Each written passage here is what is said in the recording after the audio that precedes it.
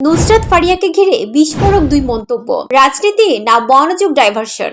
Dhaka airport থেকে গ্রেফতার, আদালতে নির্দেশে কারাগারে অভিনেত্রী নুসরাত ফারিয়া। কিন্তু এখানেই থেমে নেই আলোচনা। রাজনীতি আর পেছনের গল্পে এখন তুঙ্গে উত্তেজনা। প্রবাসী সাংবাদিক ইলিয়াস হোসেনের প্রশ্ন, নুসরাত ফারিয়া থাইল্যান্ড যাওয়ার জন্য সাবেক রাষ্ট্রপতি আব্দুল হামিদের কাছ থেকে অ্যাডভান্স নিয়েছিলেন, এখন সেই টাকা ফেরত দেবে কে? অন্যদিকে জাতীয় নাগরিক পার্টির নেতা হাসনাত আব্দুল্লাহর বিস্ফোরক, শিরিন শারমিনকে রাষ্ট্রীয় তত্ত্বাবধানে পাসপোর্ট আর এখন ফারিয়াকে গ্রেফতার করে বিচারের নাটক। এগুলো বিচার নয়, হাসিনা স্টাইলে মনোযোগ ডাইভার্সন। দ্বিতীয় ট্রাইব্যুনাল এখনো শুরু হয়নি।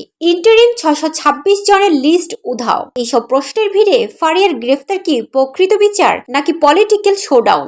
নেটিজেনদের প্রশ্ন, আসলে কি আব্দুল হামিদ থেকে অ্যাডভান্স নিয়েছেন ফারিয়া? আর সত্যি কি মনোযোগ সরাতে ফারিয়াকে টার্গেট করা হলো? তাহলে কি লুকাচ্ছে সরকার?